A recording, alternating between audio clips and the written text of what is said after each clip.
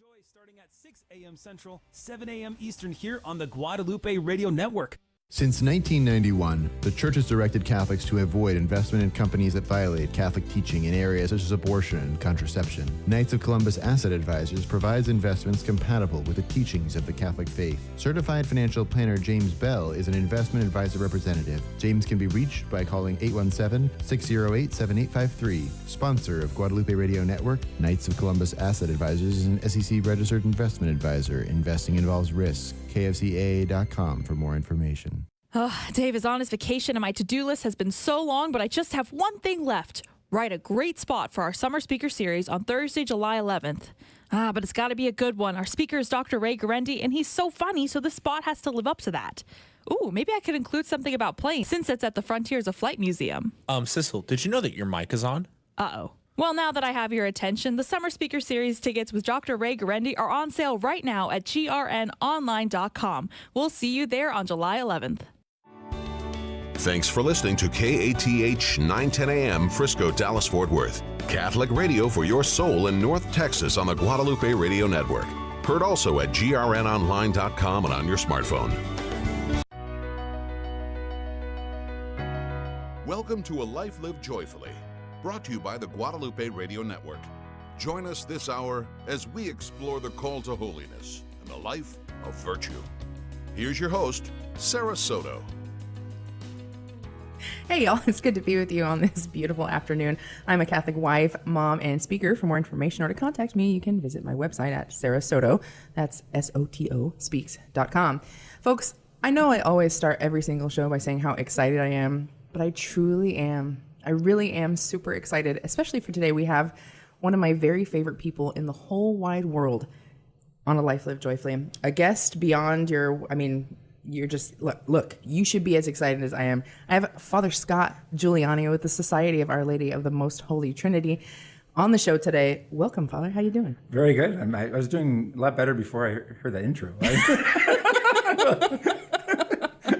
With big expectations. You know, if I'm saying I figured if I say it's my favorite person in the whole wide world, the expectation's there. I don't know what my standards are for favorite person, but I feel it. Okay. Well, the pressure's on, folks. Sure. I'm super excited to have Father Scott on the show because not only is he a dear friend, but he's agreed to be on the show to share his vocation story, which I've gotten a number of requests. People, I say, what do you want to hear? What do you want to hear us talk about on the radio? What do you want to hear me share about? And I get your, mixed bag, but very consistently I want to hear how priest heard the call to the sacred priesthood. I want to hear how sisters got called to the religious life. And so, ask and you shall receive. Oh my, yes. I thank you for this opportunity because I haven't shared this story in a long time. You should share it very often because it's not really yours, right? So, yeah. So I think it's beautiful. So the people listening, just be patient with me. I may go in circles a little bit, right? But they're used to it with me. Yeah.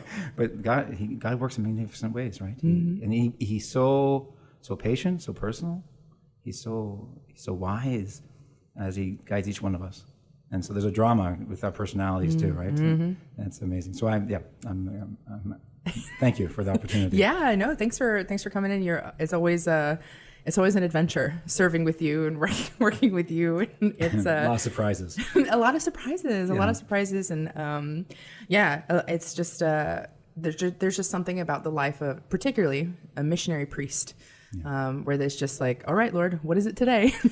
what's on the docket today? Being a missionary you never have enough resources. You don't have enough time. There's always more work that you can do, and you see the sufferings of the people that you can't alleviate. Yeah. It's very painful if you were a person of faith, right? The temptation is just to ignore it and pretend that it's not there. And as long as we're able to kind of stretch our hearts and get back out there and to live right on that cross, I think he'll sustain us, right? But in doing that, you leave room for God to surprise you. He always asks, and Father Jim Flanagan, our founder, the Society of Our Lady of the Most Holy Trinity, God always asks us to do things greater than our abilities, our natural abilities, precisely so we can beg Him and be vulnerable and allow other people to come in, and that's a good thing. That's why I have a radio show. Yeah. That's how it works. Yeah, exactly. That's very, very accurate. Gosh, there's I really, what you said there really touched my heart. There's there is a temptation, right? Even, I mean, we're here we'll talk about it in a minute, but you're not serving here in the United States, but here in the U.S., I mean, there's, you go by so many people, right, that are begging for money, that are homeless, and that need, and that temptation to just look straight forward and not acknowledge the person. And if I ignore it, it's not there, but that's not what our Lord is calling us to do. And and you're right, you've got to stretching your heart. It's exactly what you've got to do, and you find peace in knowing that you can't, right, solve everybody's problems. You can't feed every single person on the planet all by yourself, but trusting in Jesus and knowing that I mean, recognizing him in each person is kind of the first step to, don't ignore people, folks. Look at people in the eyes. Now, we have to feel the pain of another. I think Pope Francis is very good that way, telling us to go to the peripheries, and to keep our ivory towers away, and to come out of them, and to touch the wounds of Lazarus, and to find the forgotten, and to allow their pain to become our own, to feel their pain as if it's our own. I think that's how Jesus came from heaven to us through the cross. He came to suffer with. Oh, yeah. And so to have the courage and to have the confidence in being loved so much that we can live in that place, it's difficult. It makes sense that you would want to get refuge in lies or distractions or whatever way that we can kind of cope. Yeah. But I think Jesus will always invite us to say, no, that's not how I love. Right?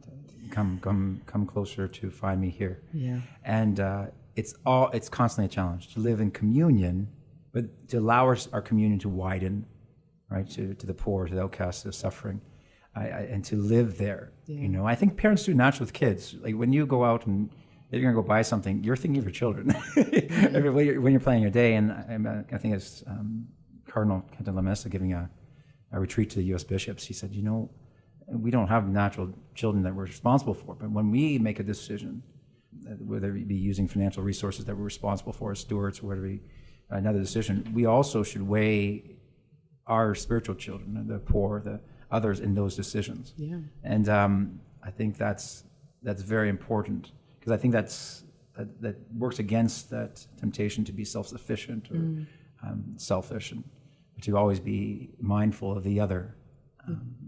That's something every day we're being challenged to, because maybe there's always a blind spot, right? Or there's always a new horizon that God can invite us to, a new way that God wants to communicate ourselves, forgiving someone. So you open up a new current of grace in your life, and that's hard. That's really hard. It's living constantly in that tension. Yeah. But it's precisely where we grow too, right? And where we have the surprises, and we love in a way that we became, some of us not believe it's us. As a priest, as ordained priest, as missionary, I'm amazed how much I love my people. It's like a grace of ordination. You love your people, and I may not at a particular time like an individual this, right? I may not feel warm fuzzies, right? Yeah. But I cannot deny an escape from the reality of I love them. Oh yeah. And it's wondrous. Yeah. It's wondrous as that plays out, and I have to humbly recognize that is a grace. Oh yeah. That is a grace to move forward, even in times of fatigue or frustration. But it's a beautiful way to live. Yeah. Yeah. I being able to okay, I'm getting ahead of myself here. So with a massive increase of people on social media, there's like a Catholic side of social media, right? Where I don't know if people are trying to like out Catholic each other, right? But it's just like, sure. Wow, that home altar is so beautiful. I wish my home altar looked like that. And oh my goodness, look, they've got 12 kids in that pew. Comparing. Have 4. Yeah. Right? Comparison is a thief of joy. And so it seems to me that, and there's like the algorithm that learns like, hey, this is a Catholic mom, and she has a 20-month-old son, and so I'm going to give her all this stuff. And so it kind of it sort of customizes stuff for you. So lately, I feel like I have seen a lot of little boys playing Father So-and-so at home. There's been, and it's like a kind of Montessori style, right? Sure. Like there's like they have they've created like a little table with a little altar cloth. And I mean, some of them are getting like these ornate vestments for their kids and stuff. But they sell a little mass kit, like a little wooden mass kit, right? Sure. With like a little host and a little paten. I mean, it's like the whole thing. And so it's like, wow, well, maybe my son will practice and maybe he'll be your priest too. So let me ask you this. Did you grow up playing mass?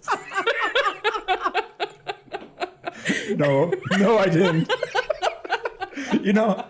No, I like telling the story. Like our families, we went to Sunday Mass as a family. So I remember my dad leaning over to me when I was at altar server age. He said, "Hey, Scott, would you like to go serve?" I looked up and I saw this two boys like in this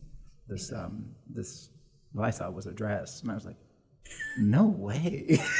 I didn't say no. I looked at it, I said, "No, I don't want to be wearing a dress." Well, folks, I know you can't see now, but Father Scott is literally wearing A dress. a floor-length habit. Mind your skirt. God has a sense of humor. Surely. Oh my goodness. Yeah, that was the reason. I was a hockey player. I was a baseball player, right? And I didn't want to wear a skirt. That's girly. And exactly. And so I didn't serve. I didn't altar serve. I wasn't. In fact, being born and raised in Canada, Canada has that church is built on martyrs. But I didn't pick that up. I had maybe some basic prayers. I remember late at night doing a homework assignment on the rosary in my bedroom floor, and you have these moments, right? And my parents were part of Crucio, and that renewed their conversion a little bit in a magnificent way. My mom wasn't Catholic, and I had two older sisters. My mom wasn't Catholic, and she wasn't going to become Catholic just because of my dad. She was pretty strong-willed that way. Yeah. But probably 8 years into the marriage, right about the time I was coming in, she went on the search, went all these different churches, went all over the place, and she came to the conclusion the Catholic Church was one because of the Eucharist. That was it. Yeah. And she entered this one priest, Father Joseph, walked with her, prepared her, and it wasn't later when I got ordained. You have to go back get your baptism certificate, and I got my certificate, and I was kind of looking at the names in the book, and I saw my mom's name. And I was just kind of looking over the baptismal book. So why is my mom's name so close to mine? Turns out her baptism was literally 9 months to the day in her first communion. I don't know why they did it that way. My birthday is June 1st, and it's the end of August, my mom received baptism and first communion, and then later she received confirmation when I was in her womb. Wow. And I just so that's when she came into the Catholic Church. Huh. And so that's it was just kind of beautiful that she came in that way. Before, and as a priest, I saw that, and I think that was marked early on. Well, I don't know how theological that would be, but I tell you, more theological than a dress. Yes, that's right. Yeah, no, there's definitely our parents. Our vocations are not dependent on our parents, but the grace of our vocation worked through our parents. The call. I'm absolutely certain that it's an eternal call at the moment of conception, complete gift, absolutely. However, the drama in which that vocation plays out in any particular person definitely is played out and involves our freedom and those we love. Because challenges. You might have that call right from all eternity, but you can say no. You're completely free, and I knew I was free. I knew it. Well, we can get to that one in a little bit, right? But I guess. Our Blessed Mother was free to say no even to the angel Gabriel. Yeah. And I think to properly discern a vocation, you have to have that freedom. Because if you don't have freedom, you don't have love. Yeah. And then you can see sometimes people make a life project of discernment. Like at the time when I was traveling around, you find the people, I'm discerning. Okay. like 4 years into I'm discerning. I'm stalling. But my heart goes out to you because it's very difficult. It's a place to be, but at the same time, we need to be free to say yes, and to be able to say yes, we have to be able to say no. Yeah, it's like a certain holy difference. At one point, in my elementary discernment, I think it was when I was playing hockey at University of Notre Dame. I remember thinking, I was going to get married. I remember starting to pray again. My mom would always say the hockey wasn't going as well. I was making the lineup, and my mom said, you gotta pray, go to the grotto. And then you go to the grotto, at the University of Notre Dame. And this is, football players come in, kneel down, pray. Snow's coming down, you sit there, just sit and take it in. Right? And I was not as familiar with Lady of Lourdes even at that time.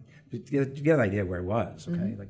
I didn't know Notre Dame stood for Our Lady until my sophomore year. Okay. I remember walking through the campus and someone pointed up. I was walking with a gentleman, he just looked up and he says, I just love our Blessed Mother. And I looked up the Golden Dome and I said, why are you looking at the Golden Dome?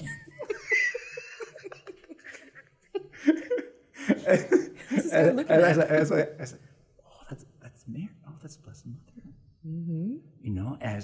so these are I guess it gives the people listening right now, you get an idea of, I was raised in a Catholic home. We went to Mass every Sunday. My parents were part Crucio. They were going daily Mass at one point. And there's something happened in the parish, that there's a change or something happened that my family stopped going to daily Mass. There's some kind of drama that sometimes happens in communities. To daily Mass. They were going to daily Mass. Yeah, they could never stop Sunday Mass. And the Eucharist, my mom was at a point where she went through a crisis of not a thought, a temptation to just walk, but it was always the Eucharist that came back. You know, I think things can happen. I think it happened within the community. There's a hurt. Sometimes things can happen. Things get shared or said. It happens in any family, and it happens in our church communities. And in the end, I think some people have gone through it. In the end, it was the Eucharist, the real presence of the Blessed Sacrament, that kept her faithful. And to this day, my parents now, she's 82, my dad's 83, and seeing them, 58 years of marriage, and seeing them love each other, and see my dad take care of my mom, it's so inspiring. And she's getting a little older now, but there she goes, daily Mass. Every day they go to daily Mass and keep serving. And I just thank God for that gift of faith of my family, my parents. Yeah. It's beautiful to see. Yeah, I mean, I don't want to underplay what you said. There's like a consistency. I mean, you obviously didn't grow up praying like liturgy of the hours, going to Mass every day as a family at 7 a.m. and doing everything perfectly and playing practice priest, you know. But there is a huge grace in the faithfulness of regularly attending Sunday Mass, fulfilling that Sunday obligation. There are so many families that don't, and it's like, if you have a legitimate reason, you have a legitimate reason, right? And that's, I mean, those are fewer and far between, I think people think they are. But going to Mass every Sunday communicates that this is the one thing we always do, and skipping it for sports or a million other things people skip here, especially in the States, sends another message, which is this is not important. So we're talking with Father Scott Giuliani with the Society of Our Lady of the Most Holy Trinity today, and he has graciously agreed to share his vocation story, which is something he hasn't done in a while. So he asks us to go easy on him, but it's really, really, truly beautiful, and the story of his life will continue after a short break. First off, I'd just like to say I did 5 years in prison in Texas, and thanks to the Guadalupe radio network down there and your ministry, there is a lot of us getting back on track. And especially a big thank you to all your donors who donate to the network, and it really helps a lot of us felons find the way and find the Catholic truth and get back on track. So really thank you for that. The Guadalupe Radio Network, radio for your soul. I've never heard y'all before. There is this lady with her big white SUV, and on the back of the windshield is this big cross with y'all's radio station underneath. Put it on y'all's radio station anyhow, and then it starts talking about the saints and how the saints give you signs and they lead you into the right direction. I just appreciate you and God for putting that sign in my life and letting me know that it is Him and it's okay. The Guadalupe Radio Network, radio for your soul. Welcome back to A Life Lived Joyfully on the Guadalupe Radio Network. Hey y'all, welcome back. It's such a joy here to be with Father Scott Giuliani with the Society of Our Lady of the Most Holy Trinity, or SOLT for short.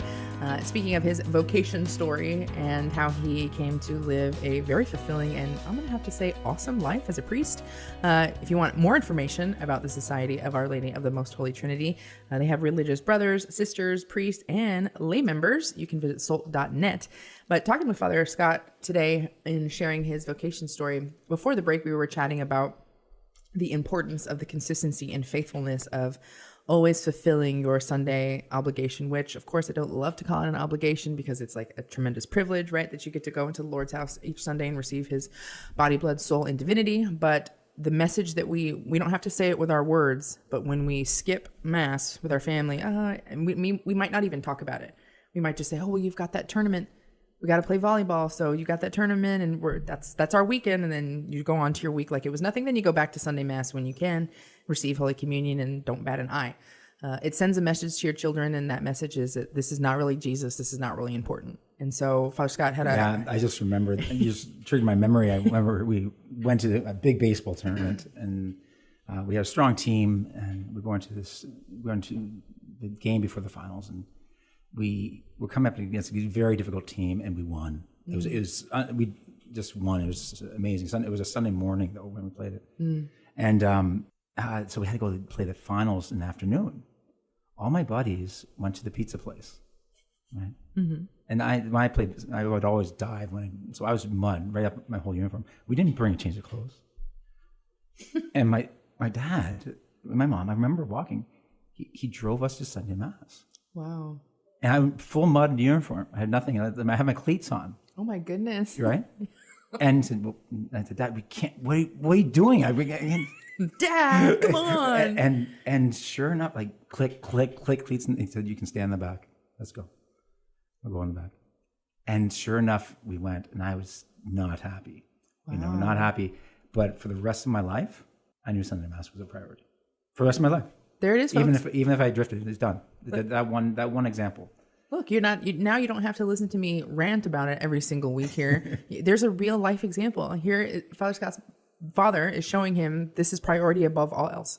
You're covered in mud. You don't have a change of clothes. You're wearing cleats, which like are slippery and very uncomfortable to wear on like a marble floor. But you're going.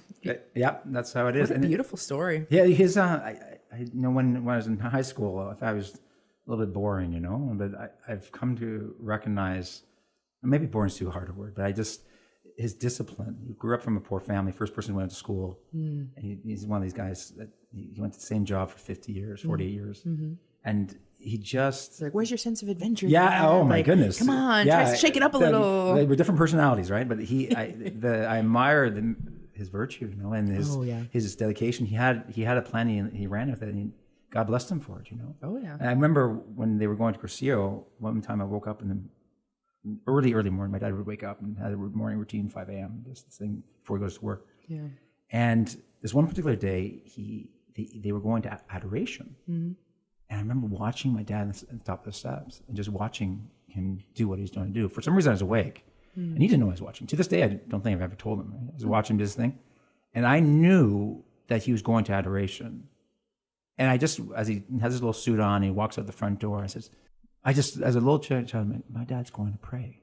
He's going to visit Jesus in the Blessed Sacrament, And it's just funny, these little moments, how God will help you as parents with your children. Somebody's like, oh, I can't do this. Look at my faults. I can't believe I lost my pay. We can put too much pressure on ourselves. Yeah, absolutely. And I think God rewards our fidelity, and our weaknesses are not too big for God to work through. In fact, very often because of our weaknesses, he chooses us and he glorifies us because then it's his work. So my dad's example and those two memories, I think, are very fitting because it was later when I came 13 to 22, I started questioning. I remember the Easter week, they were reading the Passion play. And they came to the part about Peter denying Jesus. I remember staying there. It's like, Peter, how could you deny Jesus? I was like, I can't believe this. Why would you do that? I remember just thinking this as a young kid. You've been walking with our Lord for 3 years. Come on, you know him. I told you you'd be back. And sure enough, from that moment in my memory anyway, like we just drifted. It seemed like our whole family drifted. 19 years, just kind of drifted. And it wasn't never denied. How old were you again? I was around 12, 11. Like we're same preteens. thing happened to me. 13. Yeah. So I know 13 to 22 because those are the years. Because I remember going to confession after, after 9 years for a long time. Because I wasn't really living the sacrament of life. I would still go, and a lot of the teaching about the faith became very lukewarm. Right, a lot about maybe being a nice person, finding the common denominator of the religions. Right. And moving away from the incarnation, the Trinity, these elements that, like a kind of an ethical gospel, not a supernatural gospel of grace that transforms. I mean, no offense by this, but that's very Canadian. Right? It's the gospel of niceness. It was completely Canadian. Yeah.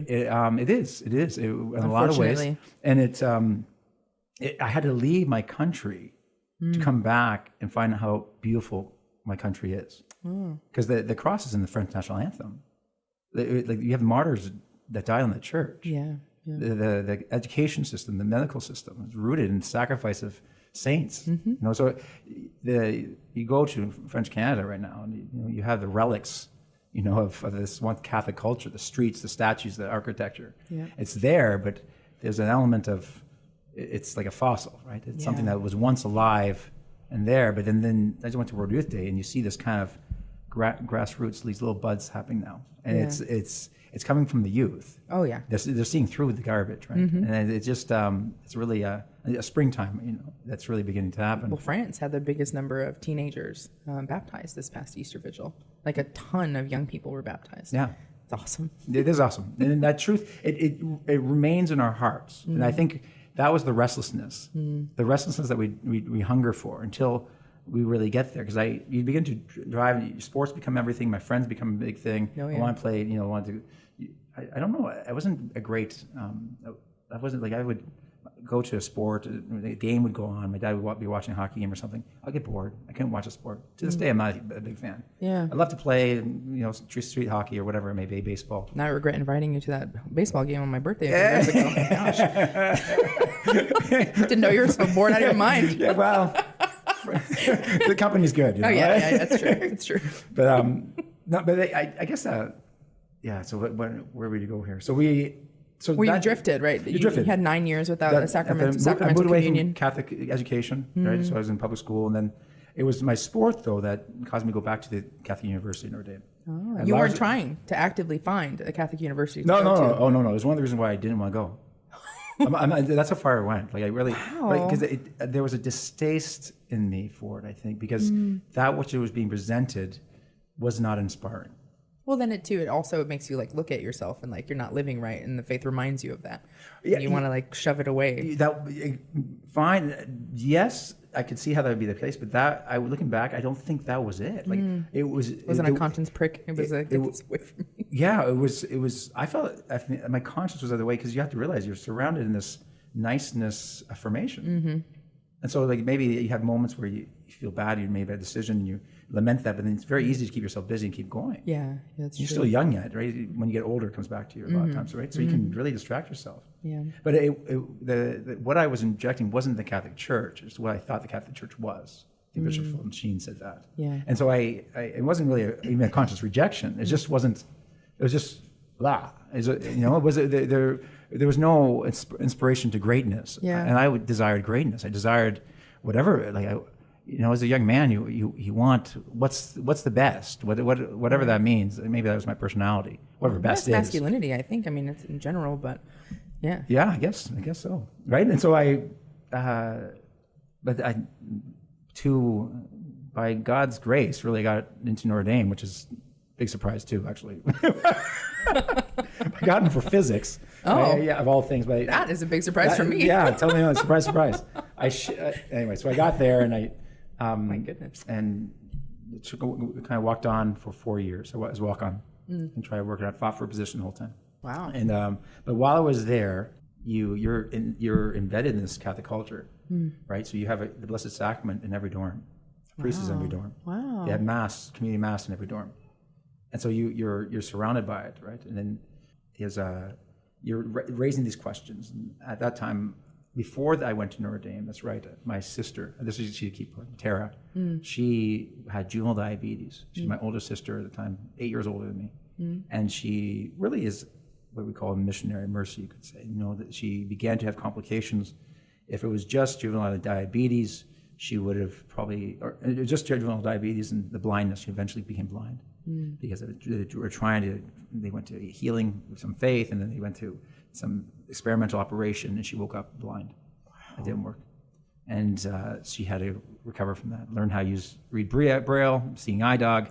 She's stubborn as an independent person, forced to be dependent.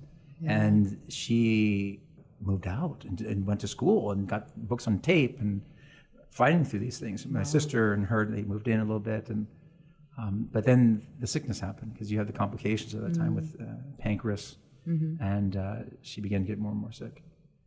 I remember the day she died, that was quite significant. At the time, I'm going to date myself, but oh my. We had a baseball tryout. We were going to go to scout tryout, and I drove over to see my sister, and she was dying. And we were all saying goodbye to her. She looked skin and bones, like a consecration camp victim. just kind of that way. Yeah.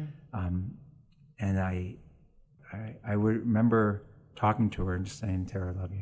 I love you very much. And you remember the times when I had to carry her out as a 17-year-old and hand her to the paramedics because she was going through like a reaction, And I remember living in a home where it turned into a hospital, or coming home at night after a party or something. Yeah. And all the lights are off and the TV's on and she's watching TV, right? Yeah. Air quotes. And I just, at this point, this is all coming back as I'm looking at her. And I just think there's something that very, very important happened that day. But I think, I know we have a break, but I want to go into that break, I think, first and explain just how unique God works probably through these very great suffering moments of our life. Yeah, and well, so I'm listening to you, and we'll pick right back up where we left off after a break, but I'm listening to you describe this, and I'm just like, this is so priestly. Like what you're doing, like you're picking up your sister and you're carrying her. I mean, that is like, I don't know if it gets much more priestly than that. At 17 years old, I can't even think of a 17-year-old that would do something like that, or be I hate to say be bothered by something like that, but you're saying you're 9 years away, right, from not living in sacramental communion, but I mean, that's marked in the womb and from all eternity, whether you want to be in communion or not. We're with Father Scott Giuliani today with the Society of Our Lady of the Most Holy Trinity, talking about his very powerful and very beautiful and sometimes vulnerable vocation story to the sacred priesthood. He's a seasoned priest now. We'll be back after a short break.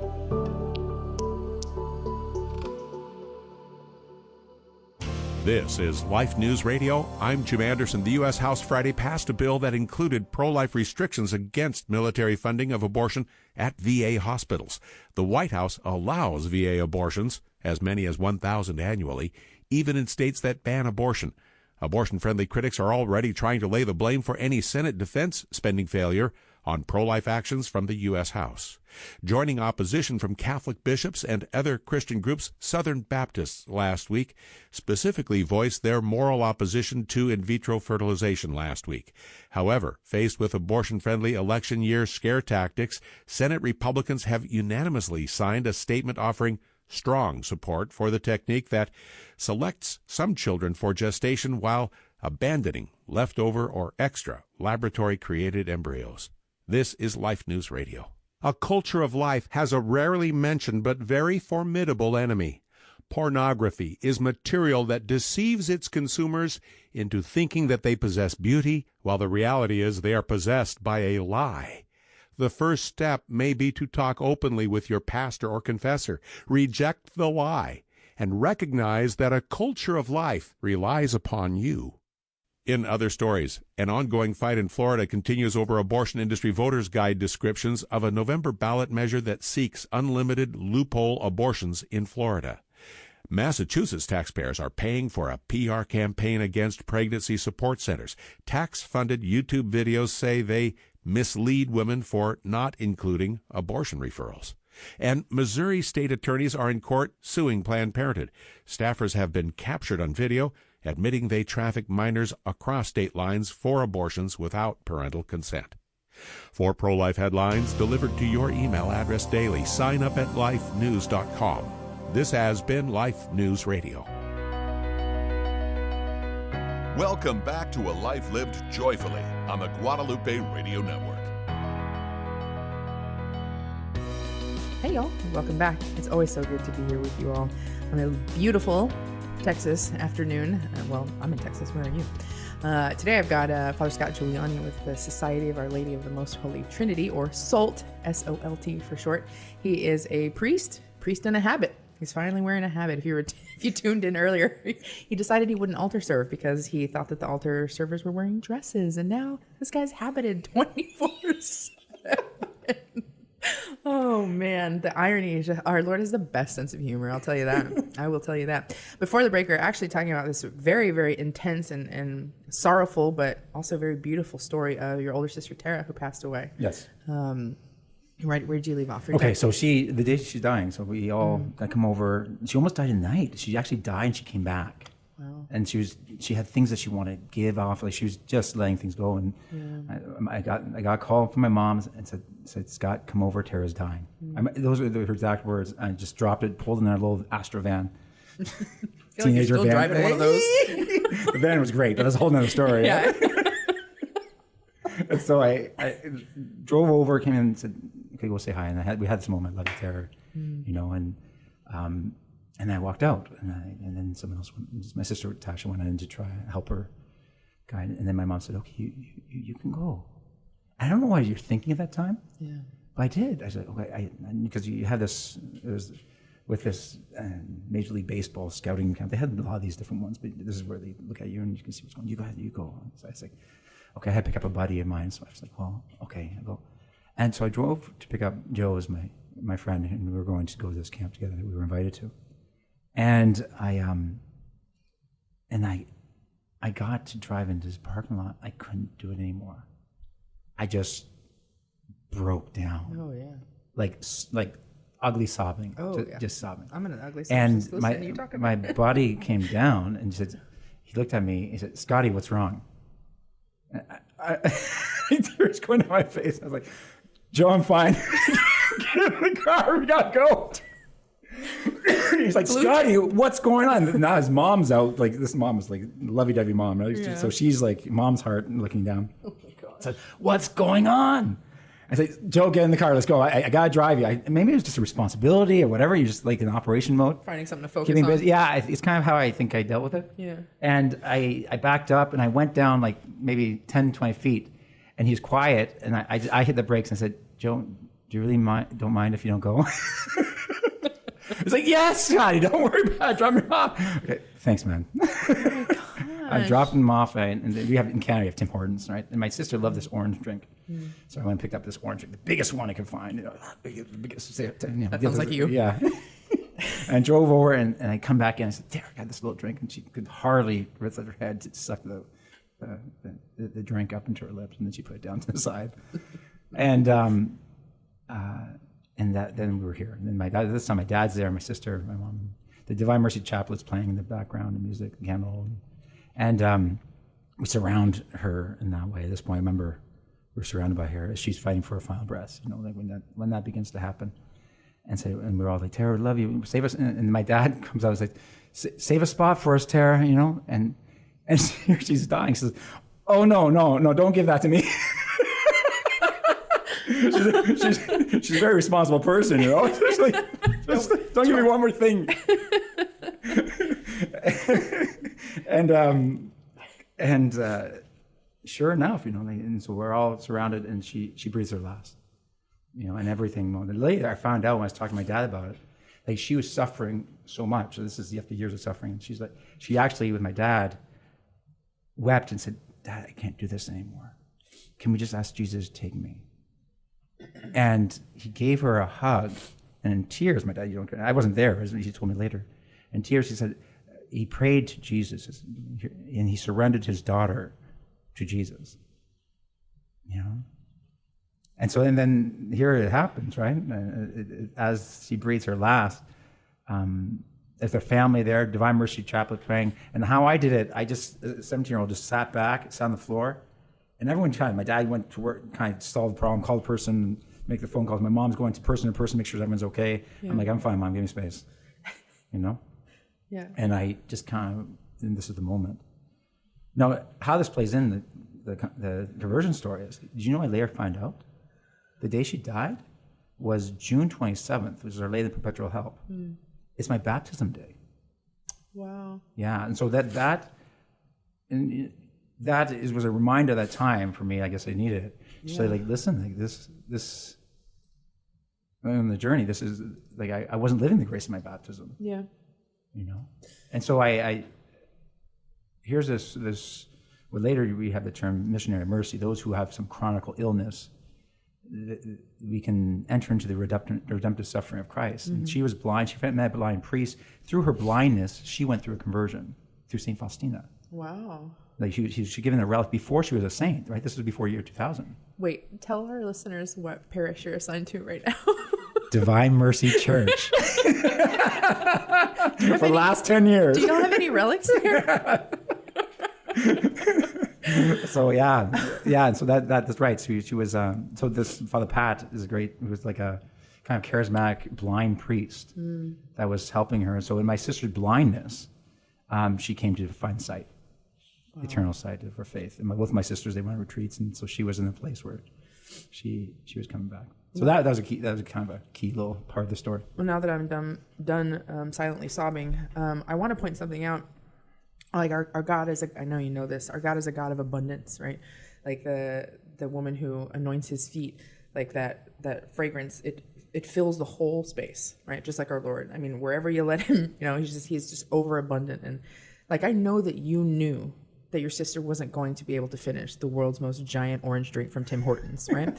But in your love, which the Lord has stretched your heart, right? Like from even before, I mean, obviously he called you from, right? I mean, from the womb, but even before you were living in sacramental communion, even before you began seminary or anything like that, the Lord is showing you and teaching you, and you're living out the reality of overabundant love. I mean, she didn't need the 32-ounce drink, but here you are, like the most that I can give you, and that's just like our Lord loves, and it's just such a priestly way to love, right? To carry the suffering physically in your arms and to give them what that's how our Lord gives us grace, right? And whether or not we respond to it, I mean, he's going to give us the most, and we can reject it obviously, but I just love that early mark in your life of here, I love you. Let me give to you right off my, right, everything that I have, right? Everything. And I watch you do that with the people that you serve in Belize, with your parishioners. And it's not just like Father Scott's really charismatic and his people love him and he's so fun. It's just like, I've seen the kids, and I don't know how much, I mean, I feel like we need like a 4-hour radio show, but I've seen the kids at the Montessori school that's there at your parish.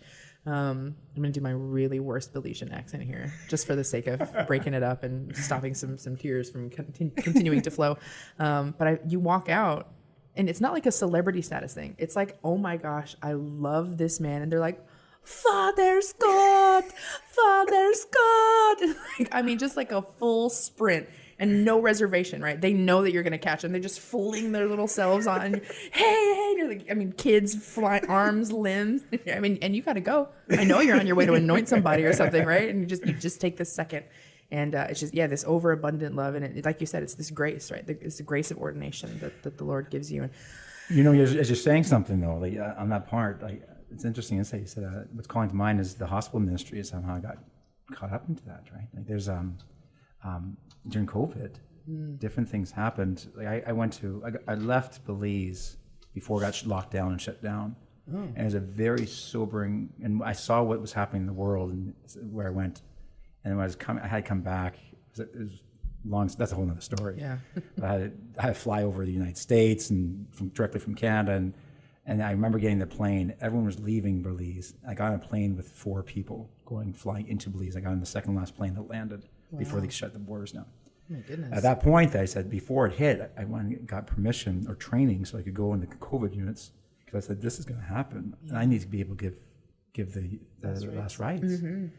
And this is and so because I got in early, Belize is a little bit looser than probably states in Canada, of course, right? Yeah. But because I got in early like that, when they started to put things in order, I was already in, and so that allowed me to serve the COVID patients throughout the whole process. And since then, once a week, every Wednesday morning, I can go and you're talking about the giving abundance. When you said that, it really is a beautiful moment to be able to simply just give everything to people who may be dying, who have been away from the church for 40, 50 years, to give the apostolic blessing, to hear the confession, to give them the anointing of the sick. And it sets like that is so refreshing. And then, of course, Sister Maria, right? Like she, beloved and friend and of both of ours, who's so beloved. And so she's very much, I feel like very much a part of sharing that merciful love of God in that ministry in a beautiful way. And so, yeah. Patroness of my whole life. Bundle of joy and mercy. Our dear friend, Sister Maria. And that's Sister Maria, for those listening. She didn't pass, right? She didn't pass from complications of different medical issues. So. Gosh, I didn't realize. How long are you in town? Maybe we should. There's so many things. So we're going to take a break here in a second, but maybe when we come back and for our last segment before we close up the show, I haven't got to the call yet. Eh? I know. That's what I'm saying. Okay, so you got a tiny bit of time before we have a break. When did God call your phone and say, "Hey, be one of my priests"? How old were you when you first heard the call? And then we'll jump right into the meat of the story. I don't have. I think it's just it was always a gentle voice, a longing that you just didn't recognize. It's very gentle. It's more like, "Hey, did you see that?" It's more like that, like do you see that?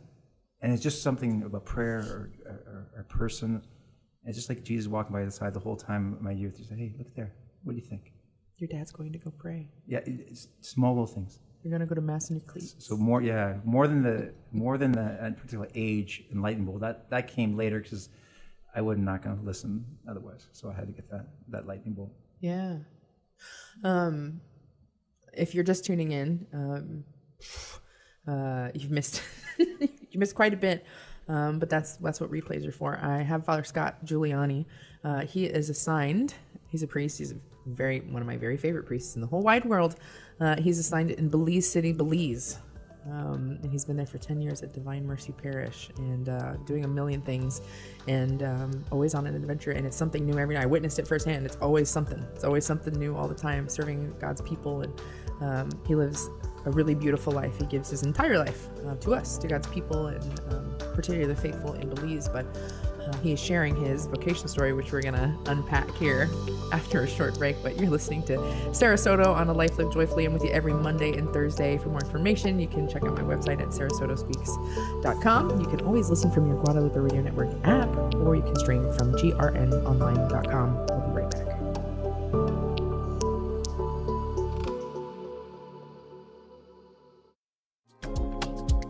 Hey y'all, Sarah Soto here. What a fantastic journey it's been with you on Life Lived Joyfully. Now we are giving it a totally new, how the kids say, vibe, and it's called The Quest.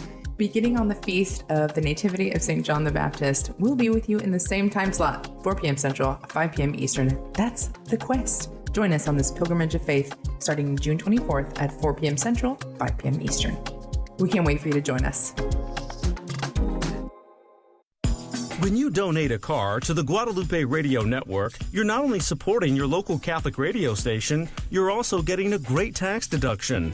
So if you have a vehicle that you don't want anymore, consider making a tax-deductible donation to the Guadalupe Radio Network by calling 1-866-628-CARS or go to grnonline.com and click on Donate. From the folks at the GRN, thank you, and may God abundantly bless you. Father John Bartunek, in his book, The Better Part, wrote, "Gratitude is one of the most beautiful flowers in the whole garden of virtues. It directly contradicts self-centeredness, self-indulgence, and self-absorption. It builds bridges, unites communities, and softens hearts. It encourages and inspires. It cuts through discouragement and counteracts depression. It opens the soul to the truth and releases anxiety. It brings smiles and gladness wherever it blooms. What a pity that it is as rare as it is lovely." When was the last time you were truly grateful to our Lord for the spouse He has given to you? When was the last time that you told your spouse you are very grateful for him or her? Gratitude goes a long way in healing wounds. Give it a try. Go home today and tell your spouse how grateful to God you are that he or she married you. This has been a Minute for Your Marriage and Family from the Three Hearts Institute. You can connect with us on Facebook, Twitter, and Instagram.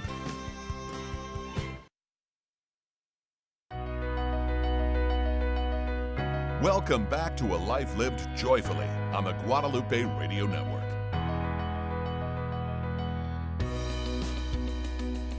Hey y'all, welcome back. I'm your host, Sarah Soto, and we're here talking with Father Scott Giuliani with the Society of Our Lady of the Most Holy Trinity. I said, Father, you got to share your vocation story with us. How did you become a priest? He said it had been a minute since he had shared that story, so I asked the big question now. How did you know you were called? How did you hear the call? How did it all unfold? There you go. How did it all unfold? We've been talking about a lot of different ways that God has been getting my attention, I guess. When I got to the point to say yes, I think that's what had to happen. And I was a little bit of a romantic. I had a little bit of an adventure in me. 22 years old, just graduated from the University of Notre Dame, played hockey in Germany for a little bit, and I just world is your oyster. Yeah. I was working in commercial real estate in Sacramento, California for a little bit. Fancy. And it was while I was there, I started going to daily mass, and enough events happened that I just left my job, sold my car, subleased my apartment, and these are big moves. These big move. God got my attention very clearly. Actually, it was after the visit to the Carmelite sisters, and then I remember talking to kind of a mentor at the time, and he says, Scott, if I wasn't married, you know what I would do? I'd go to Europe and bring the Life of the Saints book and go read the Life of the Saint in the place where the saint lived. And I would go up and I'd read that Life of the Saint. When that was done, I'd go up to the next place and I'd read the next Life of the Saint. I was like, I'm not married. I could do that. And so said, so done. I ravaged his little saint library, filled up half my backpack up with his books. That sounds right. Laptop. I was going to write a book or something, and I was off. I was off, and it was on that journey though. What it became is God was working with you in divine providence, and perhaps there's a lot of I didn't know much about the spiritual life or the prayer life, and so maybe there's a lot of testing and guessing going on, and a lot of mistakes. I was so abandoned though in good faith. I think God preserved me from a lot of mistakes. It was very clear that the life experiences and the decisions that were being made, God was forming my heart and teaching me through those decisions. And it was always like a crossroads. Like I could go left or right, and by making this to go right, I learned that left wasn't a part of it anymore. And so the next question came up. And it's so gentle. Every decision that was made, there was like links on a chain being brought together, and from that, I know certain attachments I had in my heart, or things that would hold you back from saying yes to the priesthood, began to become clearer and clearer along the way. There was just certain moments. There's one girl that I met on the way, and she was a beautiful young woman. She was a really beautiful person, and but she wasn't Catholic. And she was going through life. She was Jewish, actually. Oh, wow. Beautiful woman, and we had this great conversation. We got to, I lost my path. It was a long journey. My backpack got stolen, and my laptop got stolen. Oh, my goodness. And so while I was waiting for a new Europass at the time, I was able to get to know this young woman for 2 days. And I was like, wow, what a beautiful woman she is. And I realized that it was a decision, like, if, let's say I was going to get married, if she doesn't have the faith, now knowing what I knew at that point, right, I couldn't do it. Wow. And I just couldn't do it. And so even on that level, I was just like, okay, no, I can't. And you were 22 thinking? 22. And after this, when I started the journey, I didn't think that, right? Right. I don't think I would have. Well, maybe a little bit, yeah. But then at this point, I was convicted. It was like it had to be a part of it. Wow. And so said and done. So you move on to the journey, next place, and that's kind of these experiences. You grow in self-knowledge. You make these decisions. And God's voice becomes clearer and clearer, and there's more trust in our Blessed Mother leading you. And that was very, very important. Right. And I think it was when I went to Medjugorje, and at the end of this journey of long walking God's providence, I remember walking on this field of Medjugorje, and I knew I was called from before. I was working commercial real estate, which caused me to leave my job and everything to sort this out. I wasn't able to say yes to that, but I was passionate to learn about my faith. Right. And so when I was walking that field, and I finally said, you know what, I'll do it. Yes. And I knew I was free. And that was so important, I think, with vocation. I was completely free. And it took me a long time to get there. At one point, at the same time when I lost my backpack, I remember laying in the field, God, what do you want me to do? And I was saying, you know what, if I don't become a priest, I'll go marry this one woman, right? This one girl, another beautiful young woman. And I thought, I'll marry her, and we'll have 12 kids, and we'll run an orphanage. I was like making bargaining with God, Yeah. And well, he didn't take it anyway. And so as these growth of self-knowledge and detachment and humility and trust in God, finally I could say yes. And it was in that journey that I went back to this kind of discernment house that was in Medjugorje. Patrick and Nancy, the Canadians that were there, and as I was speaking to them there, someone came knocking on the door and said, "Hey," and they said, "Before you could stay here, you need to talk to a priest." And I said, "Well, who do you recommend?" He said, "Well, we know this priest over in near Villanova, near Subiaco, Italy." It's like, "Well, how am I going to get there?" In the midst of the conversation, I'm sitting at the same table. Someone comes and knocks on the door, say bye to them, and guess where they're going, right? They're going to Italy and driving, and they have one seat left. And wow. And so they call ahead and say, "I'm coming," and they say, "Okay, great." And I sit and I join them for the ride over. We take the ferry over, and I wait to get picked up, and I meet the community. And it turned out to be the Society of Our Lady of the Most Holy Trinity.